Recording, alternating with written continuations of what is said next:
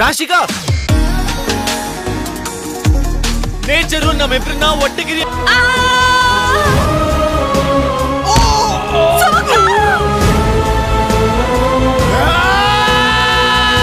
আজকে রিভিউ করব মানাদা কাদালু মুভি।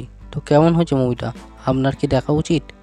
মানাদা কাদালু হলো 2025 সালের একটি ভারতীয় কন্নড় ভাষার রোমান্টিক ড্রামা মুভি, যা যোগরাজ ভাট দ্বারা রচনা এবং পরিচালনা করা। এই চলচ্চিত্রে প্রধান ভূমিকায় অভিনয় করেছেন সমুখা, রাশিকা শেট্টি এবং অঞ্জলি অনিশা।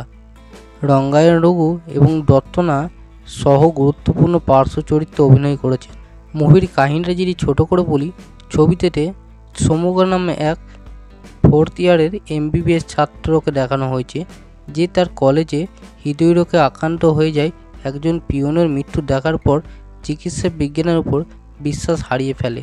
সে কলেজ ছেড়ে দেয় এবং কর্ণাটকের সমুদ্র সৈকত ঘুরে বেড়ায়, সাঁতার কাটে এবং সূর্যাস্ত দেখে। তার দিন কাটায়। তার জীবনে মোড় ঘুরে যায় যখন সে একজন ক্রিকেটার রাশিকার সাথে দেখা করে এবং তার প্রেমে পড়ে যায়। তখন সে জানতে পারে যে রাশিকার মারাত্মক অসুস্থ। এরপর কি হয় সেটা জানতে মুভিটা দেখতে হবে।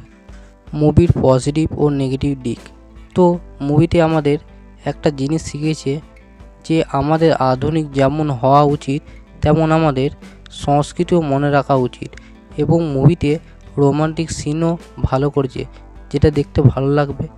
এবং একটা ট্রায়াঙ্গেল লাভও আছে, কিন্তু সেটা এমনভাবে দেখায় যেটা আপনার ভালোই লাগবে। এবং কমেডি সিনগুলোও ভালো করেছে। এবং যে পারফরমেন্সের কথা বলি, তো পারফরমেন্স সবারই খুবই ভালো হয়েছে এবং ইমোশনাল সিনগুলো ভালো করেছে। মুভিটা দেখার সময় আপনার কোথাও বোরিং লাগবে না। এবং যদি নেগেটিভ দিকের কথা বলি, তো মুভিটা একটু বড় মনে হবে আর একটু ছোট হলে ভালো হতো। কিন্তু মুভিটা একবার দেখতে পারেন, ভালো লাগবে। মুভিটা আমি 10-এর মধ্যে 6 রেটিং দেবো। আর ভিডিওটা ভালো লাগলে লাইক, শেয়ার, সাবস্ক্রাইব করতে ভুলবেন না।